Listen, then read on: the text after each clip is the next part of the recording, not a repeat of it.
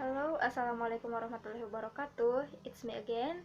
My name is Eka Aulia Salsabila. I am from B class, and in this video, I would like to record my simultaneous interpreting midterm test for a speech from Greta Thunberg. Okay, so let's get started. Now, I would like to invite to stage to take the lecture Mrs. Greta Thunberg.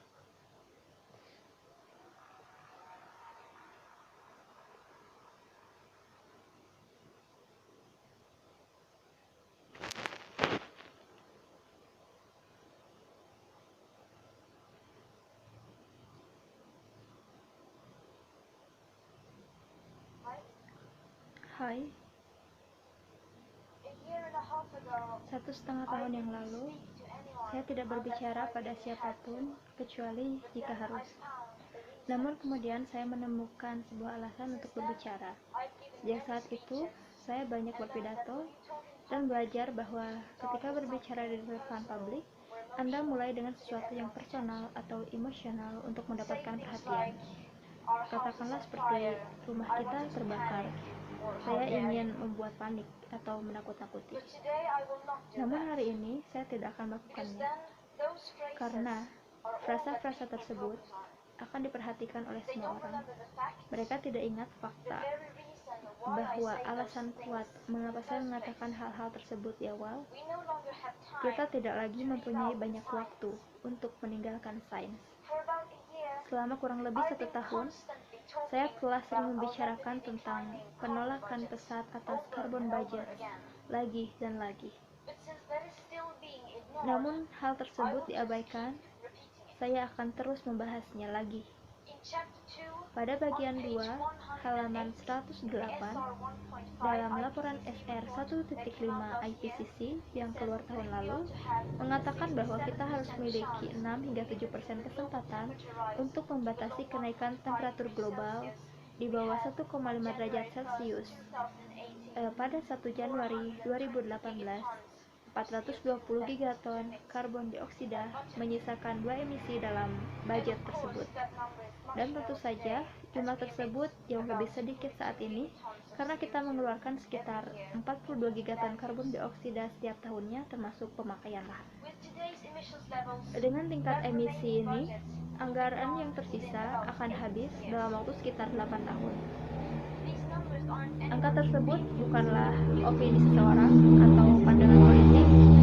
Ini adalah ilmu pengetahuan terbaik. Padahal, banyak ilmuwan yang mengatakan bahwa angka tersebut terlalu moderat. Inilah yang telah diterima oleh IPCC. Dan perlu diketahui bahwa angka ini bersifat global, dan oleh karena itu tidak menjelaskan apapun tentang aspek keadilan yang mutlak penting untuk membuat perjanjian Paris dapat berjalan dalam skala global. Itu berarti bahwa negara yang lebih kaya harus melakukan pembagian yang adil dan menurunkan ke emisi nol yang sebenarnya jauh lebih cepat, dan kemudian membantu negara-negara miskin sehingga orang-orang kurang beruntung dapat meningkatkan standar hidup.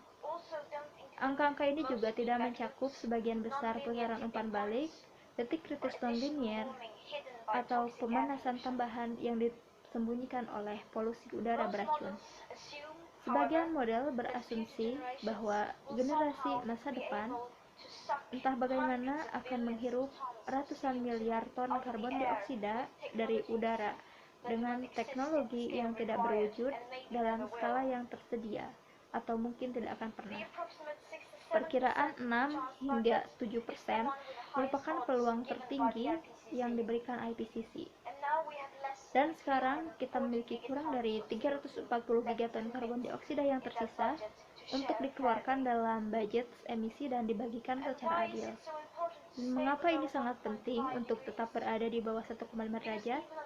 Karena bahkan 1 derajat pun penduduk akan sekarat dari krisis iklim. Karena itulah yang diminta oleh United Science untuk menghindari ketidakstabilan iklim, sehingga kita memiliki kesempatan untuk menghindari memicu reaksi berantai yang tidak dapat diubah, seperti mencairnya gletser, es kutub, dan mencair lapisan es Arktik. Setiap pecahan derajat itu penting. So there it is. Jadi again. begitulah lagi. This is my message. Inilah pesan saya. This is what I want you to focus on. Inilah yang ingin saya untuk Anda fokuskan. Jadi tolong beritahu How do you saya react to these numbers bagaimana Anda bereaksi terhadap angka-angka tersebut level of panic? tanpa merasa sedikit panik. Bagaimana kamu merespon fakta bahwa pada dasarnya tidak ada yang diselesaikan tanpa merasa sedikit marah? Dan bagaimana Anda mengkomunikasikan ini tanpa terdengar mengkhawatirkan? Saya sangat ingin tahu. Sejak perjanjian Paris, Bank Global telah menginvestasikan 1,9 triliun dolar Amerika dalam bahan bakar fosil. 100 perusahaan bertanggung jawab sebanyak 71% terhadap emisi global. Negara-negara G20 menyumbang sebanyak 80% dari total emisi. 10% yang terkaya dari populasi dunia menghasilkan setengah dari emisi karbon dioksida kita, sedangkan 50% termiskin hanya menyumbang 1/10. Kami memang memiliki beberapa pekerjaan yang harus dilakukan, tetapi beberapa lebih dari yang lain. Baru-baru ini, segelintir negara kaya berjanji untuk mengurangi emisi gas rumah kaca mereka hingga sekian persen pada tanggal ini, atau menetralkan iklim atau nol bersih selama bertahun-tahun. Ini mungkin terdengar mengesankan, tetapi meskipun niatnya mungkin baik, ini bukanlah kepemimpinan. Ini tidak memimpin. Ini menyesatkan. Karena sebagian besar janji ini tidak mencakup penerbangan, pengapalan, serta barang dan konsumsi yang diimpor dan diekspor. Namun, mereka memasukkan kemungkinan negara untuk mengimbangi emisi mereka di tempat lain.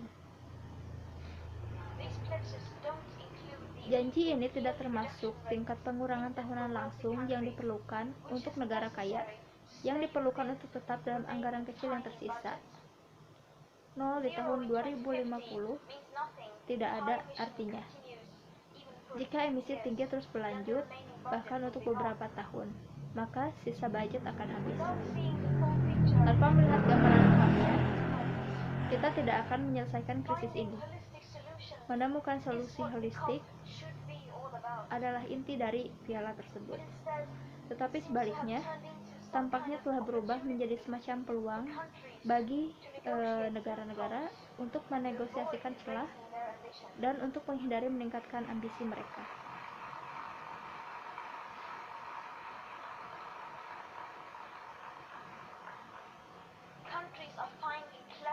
Negara-negara sedang mencari cara cerdas untuk mengambil tindakan nyata, seperti penghitungan ganda, pengurangan emisi, dan memindahkan emisi mereka ke luar negeri, dan menempati janji mereka untuk meningkatkan ambisi atau menolak membayar solusi atau hilangnya kerusakan.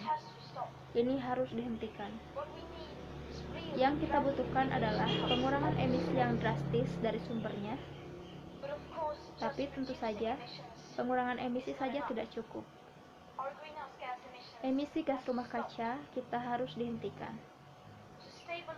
Untuk tetap di bawah 1,5 derajat, kita perlu menjaga karbon tetap di dalam tanah. Hanya menetapkan tanggal yang jauh dan mengatakan hal yang memberikan kesan bahwa tindakan tersebut sedang berlangsung, karena perubahan yang diperlukan masih belum ada.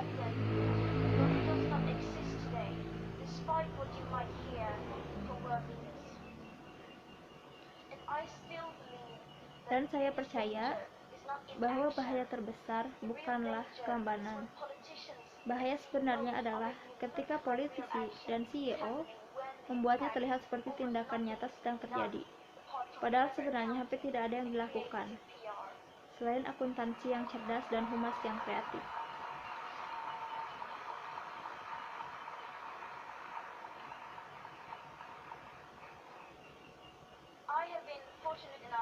Saya cukup beruntung dapat melakukan perjalanan keliling dunia, dan pengalaman saya adalah kurangnya kesadaran di mana-mana. not the least amongst those Tidak sedikit di antara mereka yang terpilih untuk memimpin kita.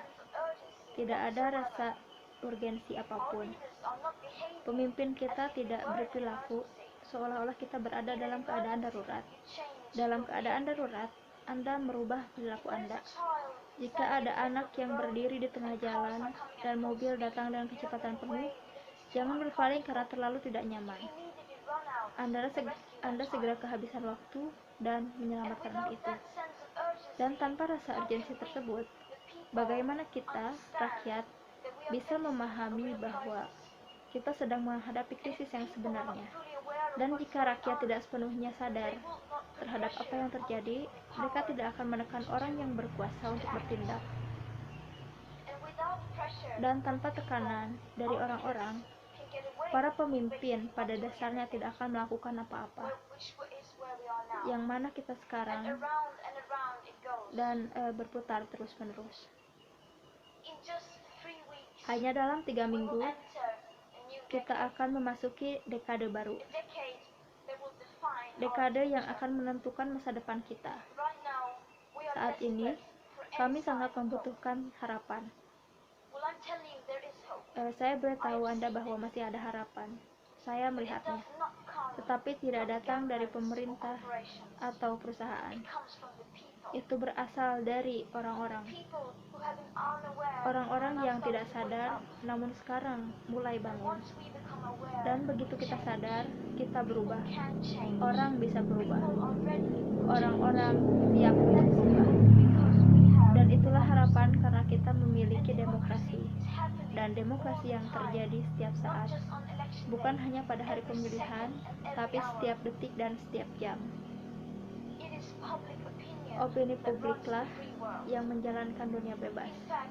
Faktanya, setiap perubahan besar sepanjang sejarah datang dari masyarakat. Kami tidak harus menunggu. Kita bisa memulai perubahan sekarang. Kami adalah masyarakat. Terima kasih.